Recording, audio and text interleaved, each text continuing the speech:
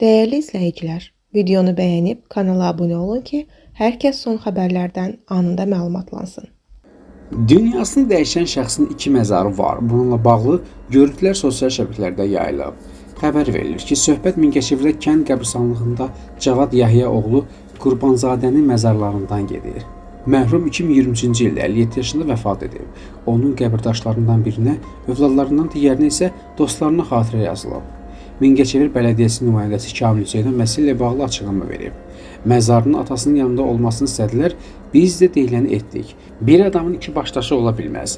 Necə oldu, ölü dirildi, dəfində iştirak etmişəm. Meyit məzara qoyulub. Məzarlardakı ayrı-ayrı insanlardır deyə o bildirib.